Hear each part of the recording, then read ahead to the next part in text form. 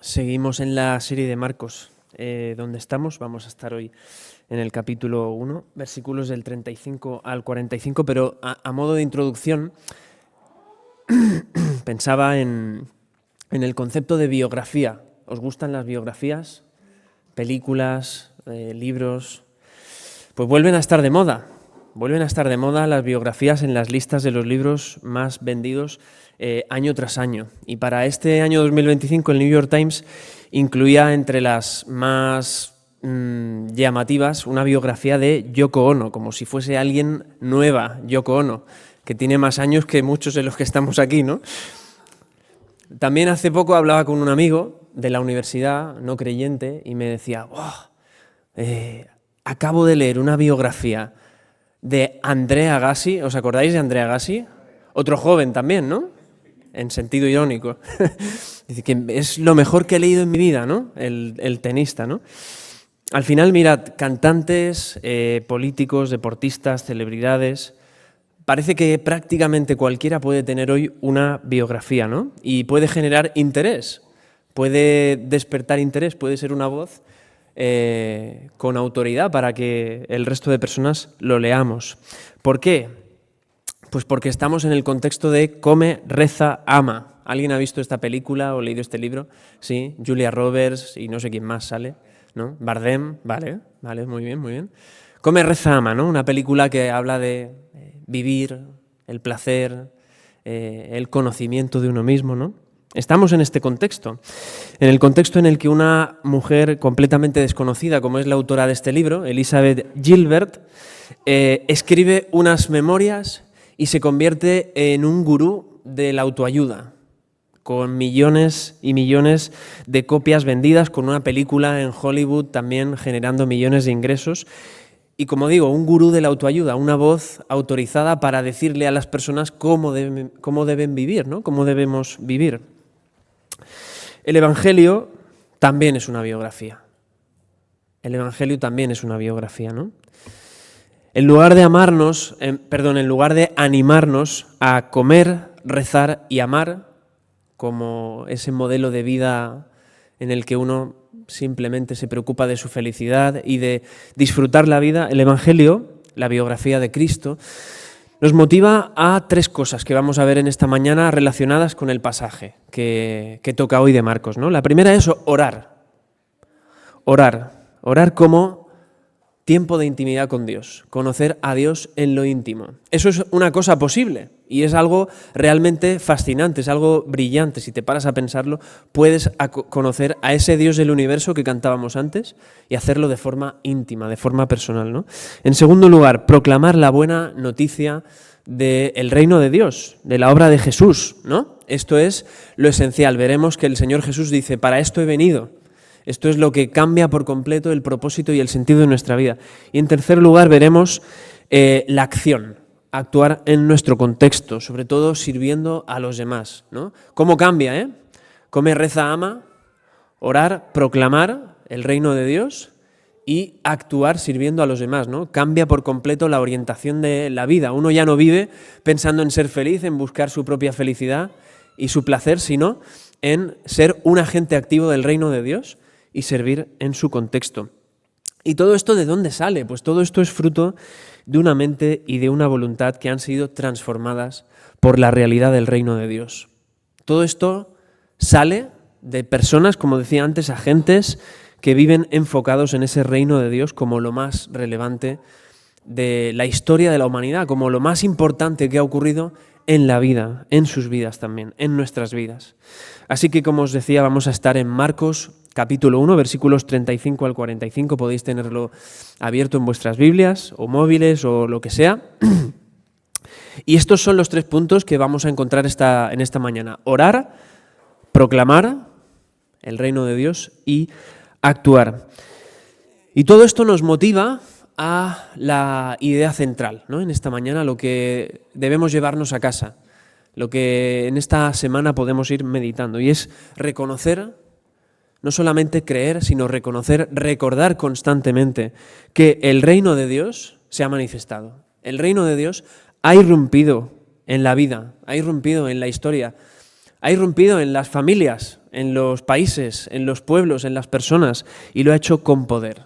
No lo ha hecho de cualquier manera, sino con poder, transformando a las personas, y lo ha hecho a través de la figura de Jesús. Esto es una realidad.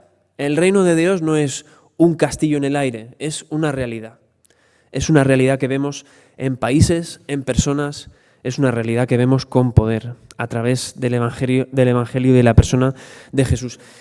Y ante esta realidad no podemos ser ingenuos, solamente hay de verdad dos opciones. La primera opción es creerlo, creer en el reino de Dios, creer esa buena noticia del Evangelio. Y la otra opción es rechazarlo. Aquí no hay lugar para la tolerancia respetuosa, como nos vende también nuestro contexto secular, ¿no? Aquí en Occidente. Una tolerancia respetuosa que mira las cosas desde la distancia y que parece que no tenga que tomar una decisión, parece que no tenga que tomar partido por nada. Quizás en algunas cosas sí, pero con el reino de Dios no. Es tan trascendental, es tan relevante para la vida misma que nos lleva como personas a tener que tomar una decisión. Y es la decisión, como os decía, o lo aceptamos o nos convertimos en agentes de ese reino o somos transformados por medio del Espíritu Santo y vivimos nuestra vida para proclamar ese reino de Dios, o lo rechazamos.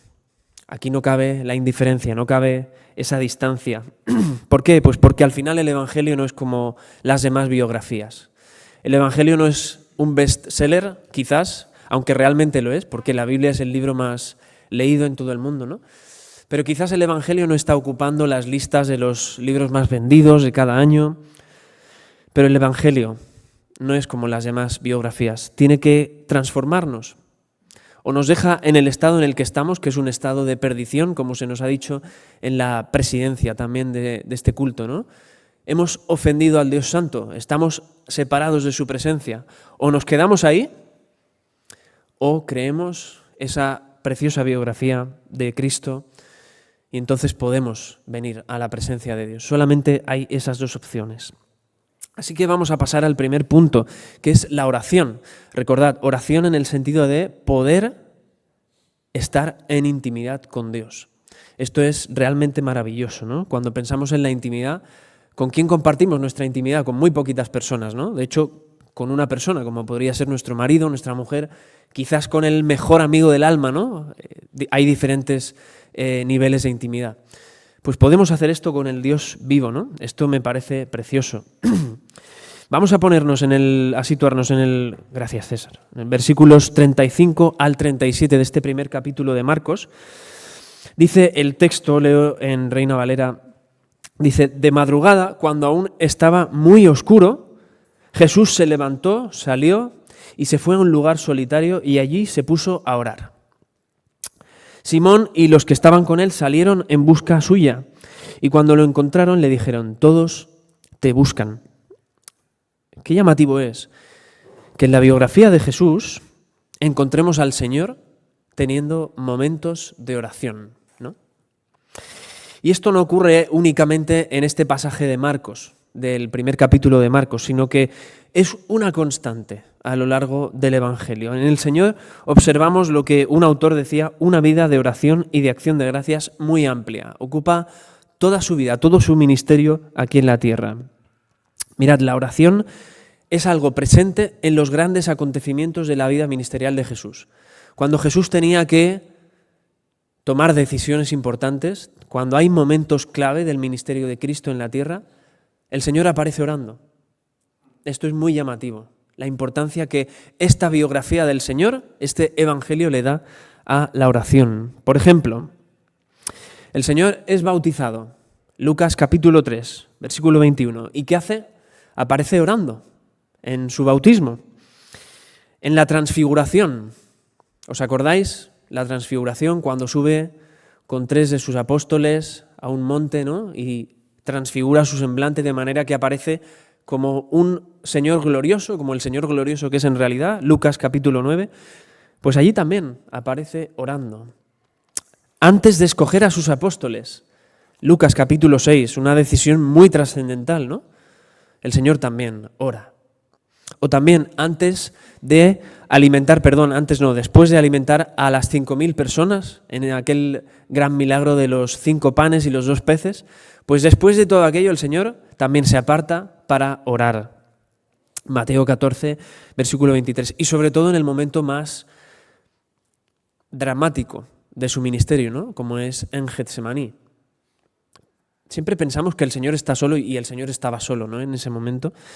Pero el Señor aparece orando también en el jardín de los Olivos, ¿no? El Señor está orando en la presencia del Padre, ¿no? Hay un momento de mucha intimidad entre estas dos personas de la Trinidad.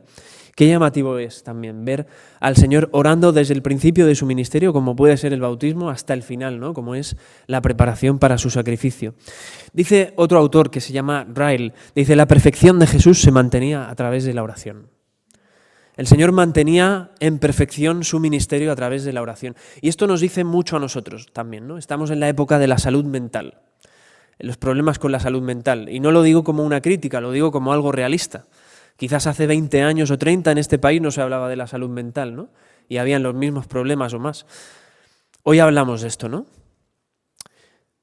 Pasar tiempo de intimidad delante del Señor, orar, no es una forma simplemente de ocupar nuestra mente, es una forma de purificar lo que pensamos también.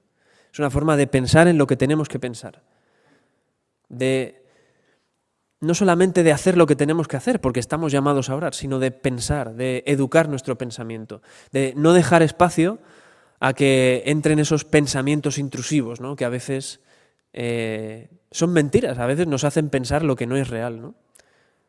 No soy lo suficiente para X, no merezco lo que tengo, mi familia no me quiere suficiente, etcétera, ¿no? Orar es un buen antídoto contra todo esto.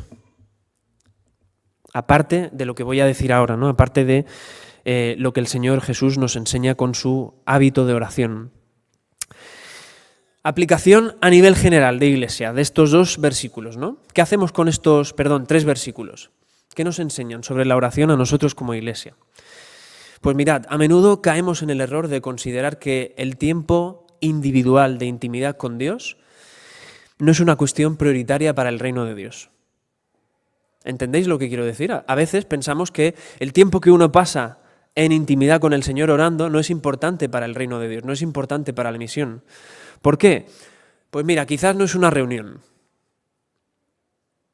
o quizás no es una predicación, o quizás no estoy hablando con alguien, escuchando sus problemas, la pastoral comunitaria, o quizás no estoy organizando, ¿no? En la Iglesia nos encanta organizar, ¿no? Quizás como no es nada de eso, pues es que a lo mejor no es tan importante para la misión del Señor, ni para el reino de Dios. Fatal error. Nada más lejos de la realidad. Nada más lejos de la realidad. Cultivar nuestra intimidad con Dios en oración a diario es un asunto fundamental del reino de Dios. Es un asunto de capital importancia para la misión del Señor. Que cada uno como creyente podamos cultivar nuestra intimidad con el Señor cada día. ¿Por qué? Ya sabéis que me gusta darle vueltas a las cosas, preguntarme el por qué. Mirad, no podemos conocer ni servir de una forma honesta a un Dios al que descuidamos. ¿Verdad que no tendría ningún sentido, ¿no? En nuestras relaciones domésticas, con nuestro marido, nuestra mujer, con nuestros hijos, con nuestros padres? No tendría ningún sentido, ¿no? Intentar ser serviciales con ellos, pero luego descuidarles en lo más básico, ¿no? En preguntarles cómo estás o en escucharles cuando tienen que decirnos algo. Con el Señor el paralelismo un poquito es este. No podemos realmente decirle a un Dios, reconocerlo como santo, cantarle simplemente y luego en nuestro día a día descuidarlo, tenerlo en un cajón, ¿no? O tenerlo ahí apartado.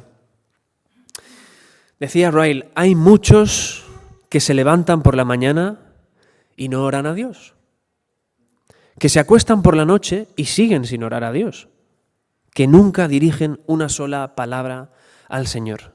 Y se preguntaba, ¿son cristianos? Y respondía, imposible decirlo. Un Señor de la oración como era Jesús no puede tener siervos que no oran. Si en el Evangelio, que es la biografía del Señor, vemos al Señor orando constantemente en todos aquellos acontecimientos y decisiones que marcan su ministerio, ¿cómo nosotros que decimos seguir a este Señor no vamos a orar? ¿Cómo no vamos a pasar tiempo en intimidad con Él? Pero es que además, a efectos prácticos, ¿tú te imaginas vivir con todos los problemas que tenemos todo el mundo en general, no? ¿Tú te imaginas vivir esta vida sin poder compartirla con ese Señor que tú sabes que es poderoso para obrar en tu vida? Esto es desesperante, ¿no? Es como tener un problema, ¿no? Estar ahí con un problema constantemente y no tener a nadie con el que ya no solamente desahogarte, sino humillarte, decir, mira, estoy pasando por esto, sé que me he equivocado o tengo necesidad de esto. Es para volverse loco, ¿no? ¿Cómo no vamos a hacer esto con el Señor? No tiene sentido, ¿no? Además que es el propio Señor el que nos enseña esto. Si no oramos, es imposible que tengamos comunión con Dios. Si no pasamos tiempo de intimidad nosotros con el Señor, es imposible que tengamos comunión con Él. Es imposible que vengamos aquí el domingo y nos sintamos fantásticos y luego afrontemos toda la semana, ¿no? Apartemos tiempo, seamos intencionales en apartar tiempo para cultivar esta intimidad con el Señor en oración. Y no solamente apartemos, sino hagamos esto una prioridad en nuestro día a día, ¿no?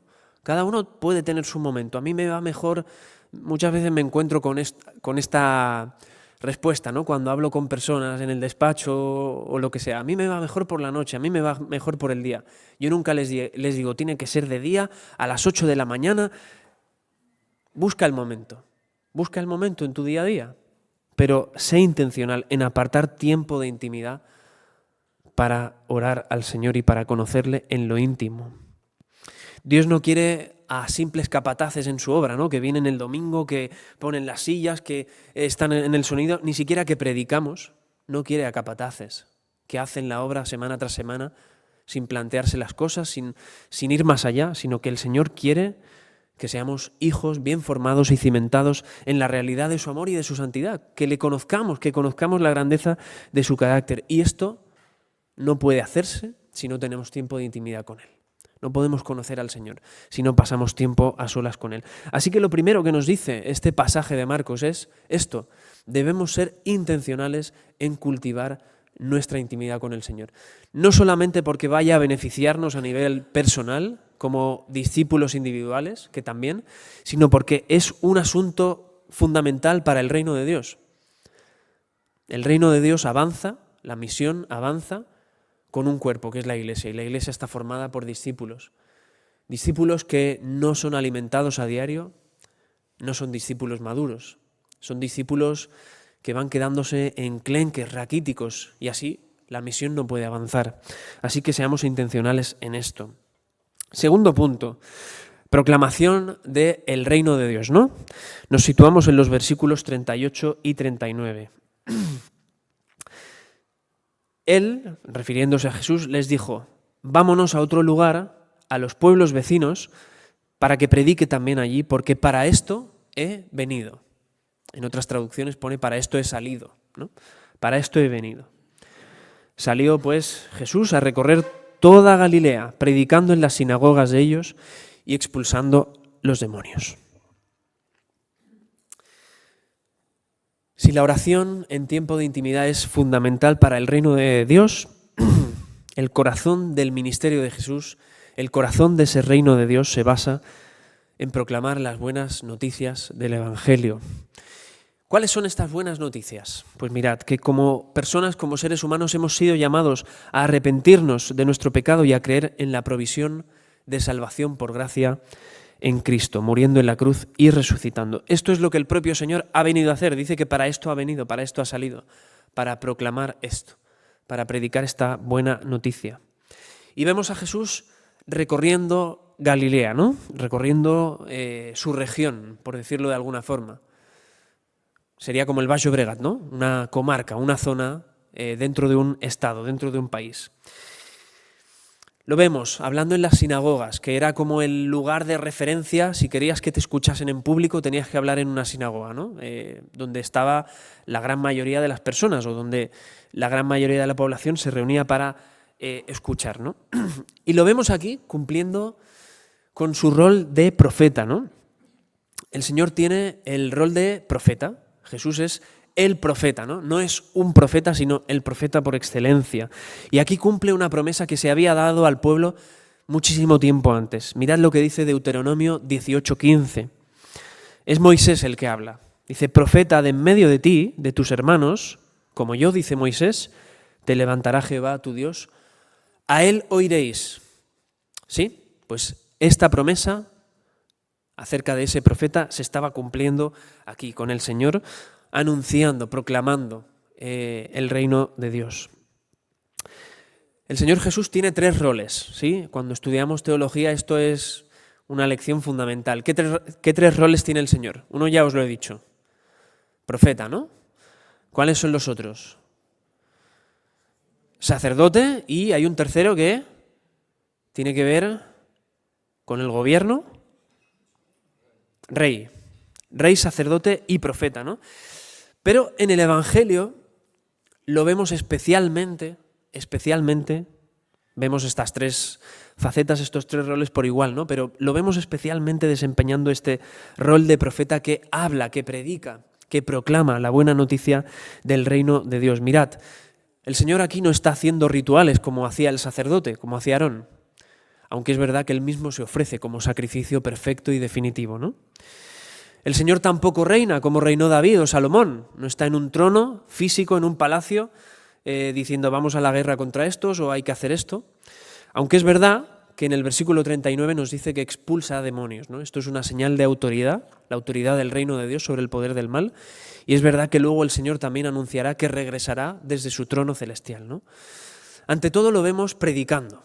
El Señor Jesús se dedica a predicar sobre todo, a hablar, a proclamar esa buena noticia del reino de Dios. Y qué importante es esto, porque ¿qué nos dice Romanos?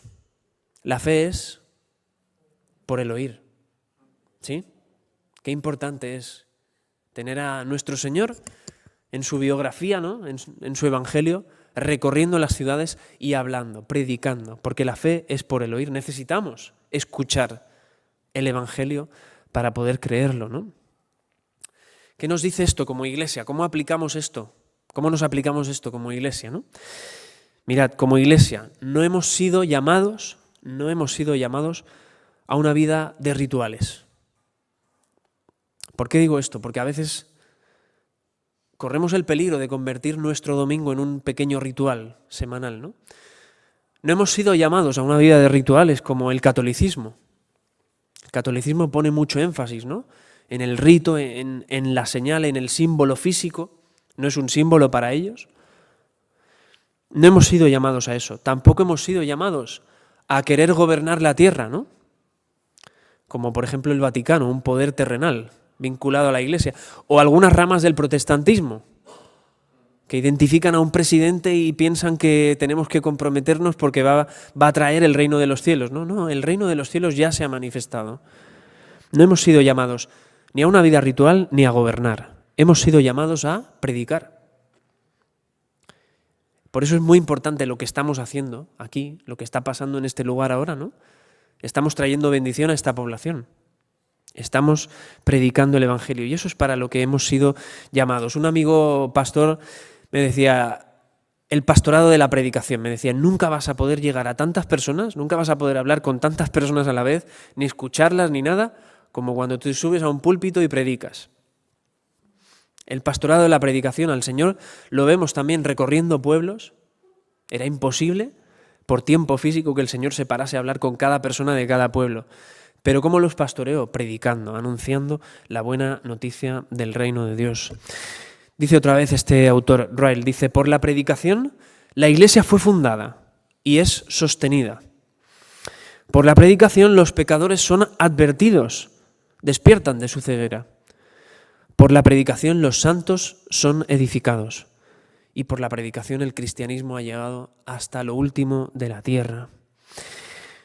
Si decíamos que cultivar nuestra intimidad con Dios es fundamental para el reino de Dios, también debemos entender que nuestro propósito fundamental, lo que da sentido a que estemos aquí como iglesia es ser agentes del reino de Dios, que predican, que proclaman este evangelio, que predican y que proclaman esta buena noticia. Para esto vino el Señor, lo dijo Él, para esto he venido y para esto nosotros también estamos aquí. Para esto estamos como iglesia establecidos y reunidos aquí, ¿no? Quizá la predicación no nos parece tan espectacular hoy, ¿no? Quizá la predicación no te parece tan espectacular como el youtuber de turno, ¿no? Eso es, dices, ostras, parece que estás descubriendo ahí la panacea, ¿no? Más que escuchar aquí a un hombre 40 minutos hablando del reino de Dios o de lo que sea, ¿no? Pero mirad, no despreciemos tampoco lo que dice la palabra. Mirad lo que dice Primera de Tesalonicenses 5:20. No despreciemos la profecía. No despreciéis la profecía. Y esta exhortación tiene valor para nosotros, sigue vigente para nosotros hoy. ¿Cuáles son las iglesias que han fracasado? ¿Cuáles son las iglesias que han caído en el olvido? Las iglesias que cada domingo están más vacías. Son las iglesias que han perdido el fundamento de la verdad, han perdido su fidelidad a la palabra de Dios y por lo tanto ya no pueden predicar la palabra de Dios. Esas son las iglesias que se están vaciando. Así que no despreciemos la profecía, prediquemos. Prediquemos, y predicar no significa simplemente lo que estoy haciendo yo ahora. Esto es predicar, pero predicar es también la conversación que uno tiene con su familiar, la conversación que uno tiene con su compañero de estudios, amigo, esas conversaciones del día a día en las que decimos a una persona: tú lo que necesitas es a Jesús en tu vida, ¿no? Eso también es predicar. Y vamos con el tercer punto, que es la acción. Vamos a leer Marcos capítulo 1 de los versículos 40 al 45. Dice: viniendo hacia él un leproso, suplicándole y arrodillándose, le dijo: si quieres, puedes limpiarme. Y movido a compasión, Jesús extendió la mano, le tocó y le dijo: quiero, queda limpio. Al instante le dejó la lepra y quedó limpio. Entonces Jesús le advirtió severamente y le despidió luego y le dijo: mira que no digas nada a nadie, sino ve, muéstrate al sacerdote y ofrece por tu purificación lo que Moisés ordenó para que les sirva de testimonio a ellos. Pero este hombre salió y comenzó a proclamarlo abiertamente y a divulgar el hecho, de tal manera que Jesús ya no podía entrar públicamente en ninguna ciudad, sino que se quedaba fuera en los lugares despoblados, y venían a él de todas partes. Si la proclamación del reino de Dios es algo central en la vida de Jesús y debe ser también para nosotros central, vemos que esta proclamación tiene que ser reforzada también por la forma en la que uno vive, por la acción, ¿no? Fijaos que he hablado del concepto de agentes del reino de Dios, ¿no? Suena un poquito raro, igual te imaginas ahí a un agente de seguros o algo, ¿no? En nuestro contexto, pero un agente del reino de Dios tiene muy claro que su fundamento es vivir para proclamar el evangelio, y eso también implica actuar, ¿no? Implica servir en el lugar en el que estamos. A esto se refiere también el versículo 39, no solamente los que acabamos de leer, cuando dice que el Señor iba predicando y expulsando demonios, ¿no? Ahí vemos cuán infinitamente superior es el poder del reino de Dios al poder del mal, ¿no? Ahí lo vemos.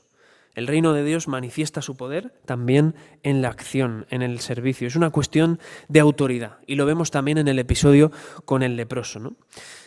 La lepra, que era, pues, y que sigue siendo, ¿no? Una enfermedad terrible, ¿no? Afecta a la piel, a la sangre, a los huesos, hasta incluso provocar la muerte también. Pero además tenía una consecuencia social en este contexto. El leproso tenía que ser aislado, apartado, ¿no? El leproso no podía estar con el conjunto del pueblo, tenía que estar fuera de la comunidad, fuera del campamento.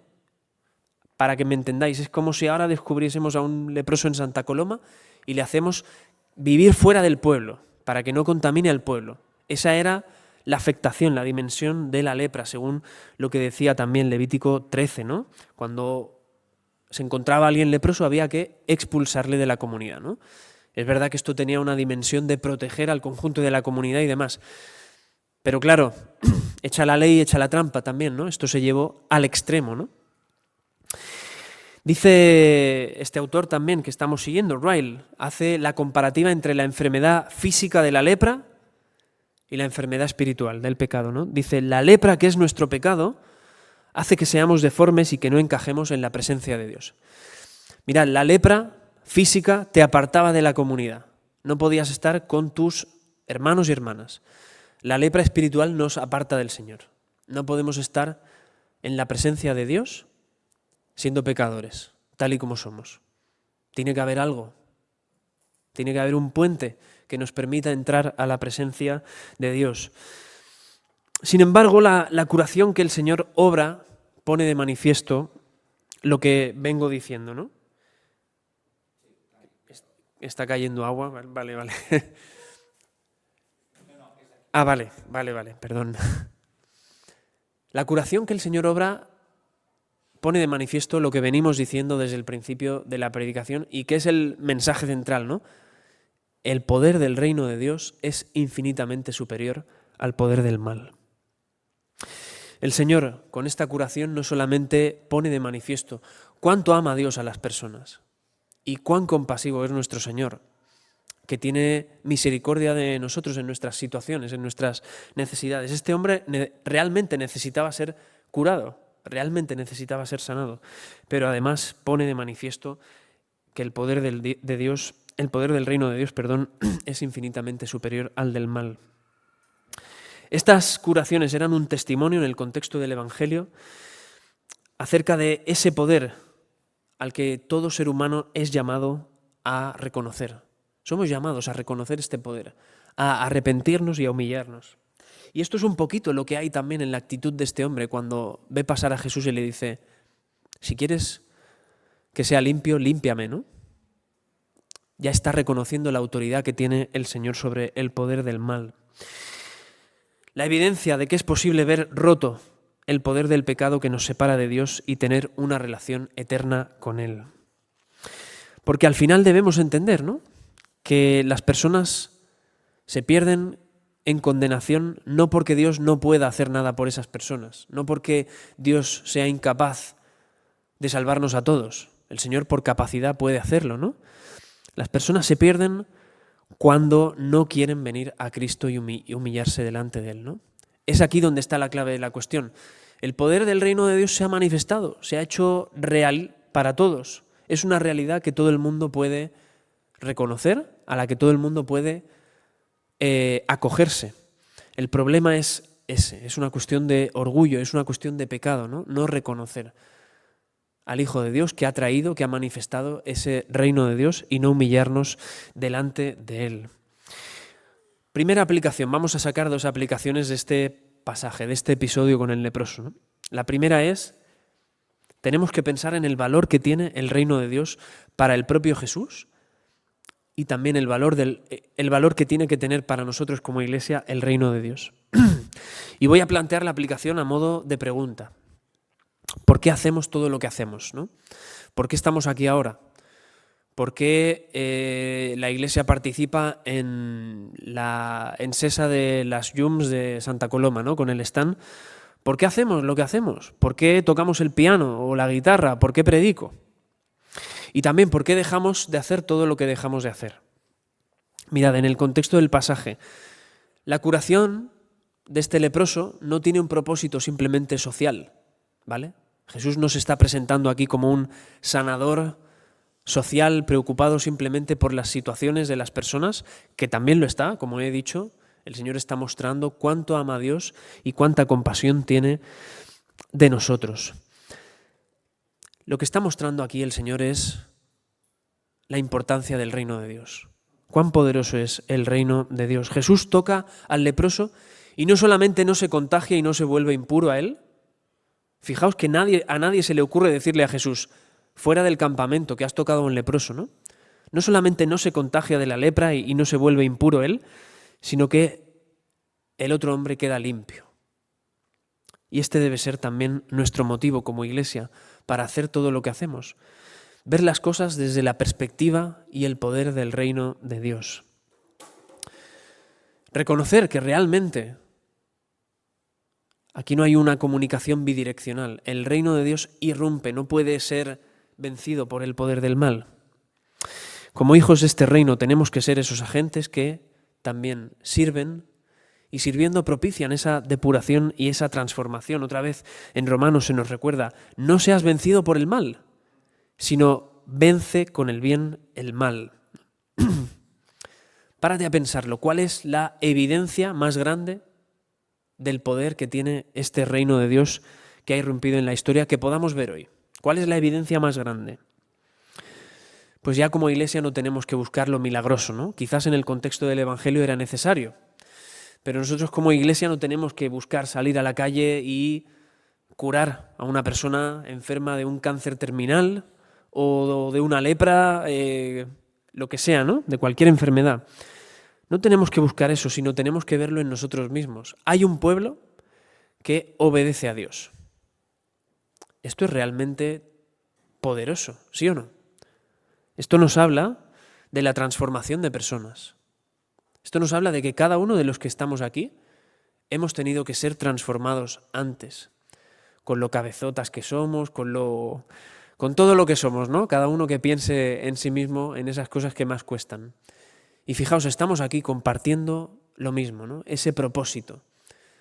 El reino del Señor ha irrumpido con poder y la iglesia hoy en día, una iglesia y un pueblo que obedece al Señor, es la evidencia más grande que podemos encontrar en el contexto que nos rodea. Como digo, esto es realmente poderoso. Debemos entender que todo lo que hacemos, todo lo que vivimos, lo hacemos no solamente por la gracia del Señor, sino autorizados por el Señor y en el marco de ese reino de Dios. Y que todo lo que hacemos tiene que responder también al mandamiento de esa autoridad del reino de Dios, ¿no? Tiene que reflejar cuán poderoso es este reino de Dios. Pero hay algo más en este pasaje, ¿no? Es lo que algunos teólogos han llamado el secreto mesiánico, ¿no? Que es este palabrejo, ¿no? ¿Qué significa el secreto mesiánico? Que es un trozo de carne con el nombre de Jesús así puesto encima, ¿no? Lo digo porque hay un plato que se llama secreto, lo sabéis, no sé si lo sabemos todos. Que a veces mis bromas son un poco bromas de padre ya. ¿Es esto el secreto mesiánico? ¿Es que Jesús viene y te habla al oído simplemente? ¿Qué es esto del secreto mesiánico? Pues es lo que ocurre aquí, ¿no? El hecho de que el Señor Jesús le diga a este hombre, no publiques lo que acabo de hacer contigo, ¿no?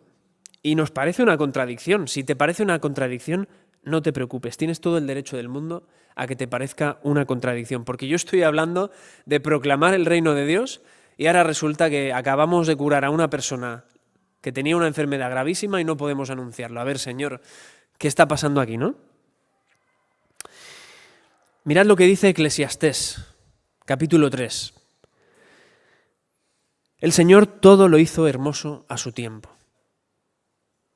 El Señor todo lo hizo hermoso a su tiempo. Y también en Eclesiastés dice que hay un tiempo para hablar y un tiempo para callar, literalmente callar, ¿no? Guardar silencio. Y esto también nos ocurre con el Evangelio. Vamos a ver que el Señor, hay un tiempo en el que nos va a pedir ser intencionales en hablar, nos va a poner en situaciones en las que tengamos que hablar y si no lo hacemos estaremos fallando a nuestro propósito. Pero el Señor también nos va a decir a veces, cállate. Nos lo va a decir con mucho amor y mucho cariño, pero a veces nos va a decir, guarda silencio. Quédate donde estás, tranquilo, guarda silencio, reposa. ¿Cuál era el problema de lo que estaba pasando aquí? Lo leo a través de un autor y luego lo explico con mis palabras, ¿vale?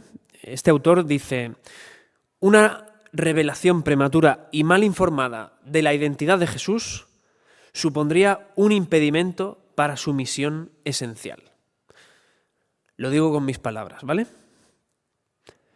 Jesús no quería y no podía permitir que rumores, malas informaciones acerca de quién era Él y de lo que Él estaba haciendo, al final la gente de Jesús esperaba, sobre todo, que les liberase del poder romano, ¿vale? Esperaban la figura de un Mesías político, no un Mesías salvífico en el sentido espiritual, sino un Mesías político solamente. Pues Jesús no quería que estos rumores o que esta mala mala comprensión acerca de lo que él era y de lo que él tenía que hacer, frustrasen su plan y su estrategia, porque el Señor viene a servir con un plan y con una estrategia. Cuando leemos que el Señor iba por Galilea, no es que el Señor dijera, mira, hoy me levanto y me apetece recorrerme Galilea. El Señor tiene un plan y tiene una estrategia para proclamar ese reino de Dios, ¿no? Y Jesús no quería que nada interviniera en ese plan, no quería que nadie estorbase ese plan. Así que le dice a este hombre que se presente delante del sacerdote y que que ofrezca la ofrenda que ordenó Moisés para el testimonio del pueblo, para el testimonio del sacerdote y de todas las personas que le conocían. Debemos entender que siendo un leproso la gente lo conocía, la gente sabía quién era, ¿no? Y cuando le vieran curado pensarían, ostras, ¿no? Me he encontrado a fulano y resulta que ya no tiene lepra. Algo ha pasado con él, ¿no?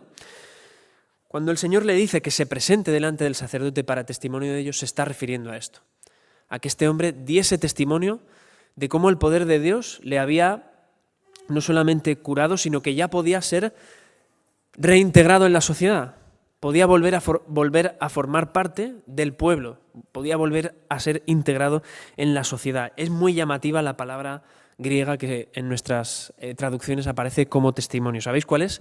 Martirion. Para testimonio de ellos es martirion. Qué llamativo es, porque nosotros tenemos la imagen del martirio como los cristianos a los que echaban a los leones, ¿no? O la persecución hoy en día, pero en martirion también era esto. Martirion no significaba tener que entregar tu vida a la muerte simplemente, sino presentarte delante del sacerdote, ¿no? Ofrecer lo que manda la ley para testimonio de ellos, ¿no? Para dar a conocer lo que el Señor había hecho en ti.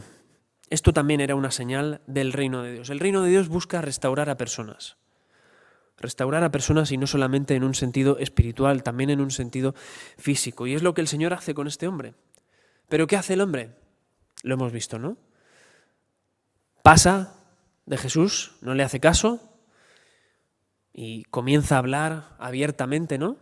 Muy curiosa también esa palabra, abiertamente, que podría llevarnos a intuir como poco sabiamente, ¿entendéis? Comienza a hablar de esa manera de lo que le ha hecho el Señor. ¿Cuál es la consecuencia? El Señor no puede entrar abiertamente en las ciudades.